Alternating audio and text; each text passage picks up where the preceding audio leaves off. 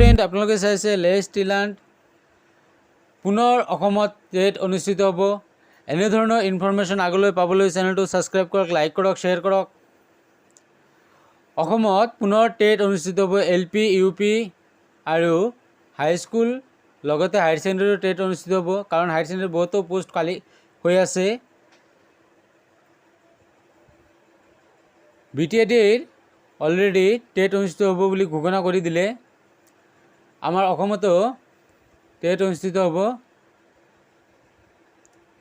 যোৱা কেইদিনমান আগত শিক্ষামন্ত্ৰী ডাঙৰীয়াই সংবাদমেলত অলৰেডি কৈছে যে যিসকলে টেটত পাছ কৰিছে, কম মাৰ্ক পাই নিযুক্তি নাপালে সেইসকলক ভাল মাৰ্ক পাবলৈ কৈছে। লগতে হায়াৰ ছেকেণ্ডেৰীত যদি কম পাৰ্চেণ্ট আছে তেখেতসকলক বেটাৰমেণ্ট দিবলৈ কৈছে।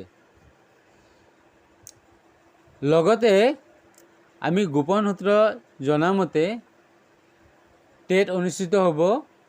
শিক্ষামন্ত্ৰী আৰু মুখ্যমন্ত্ৰী ডাঙৰীয়াই এই বিষয়ত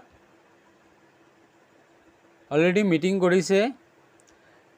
আমাৰ LP আৰু UP টেট ডিচেম্বৰৰ লাষ্ট উইকমানত অনুষ্ঠিত হ'ব।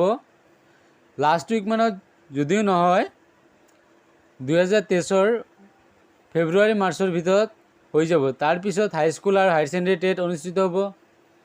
আপোনালোকে চিন্তা নকৰিব, আপোনালোকে টেটৰ কাৰণে ভালকৈ মন দি পঢ়ক, যাতে আগন্তুক টেটত আপোনালোকে ভাল মাৰ্ক পায়। থেংক ইউ ফৰ ৱাচিং মাই চেনেল।